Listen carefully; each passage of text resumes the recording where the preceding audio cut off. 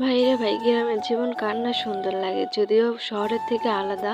কারণ শহরে হচ্ছে ইট পাথরের ঘর, আর গ্রামে কি সুন্দর আবহাওয়া, খোলা বাতাস, অনেক ভালো লাগে।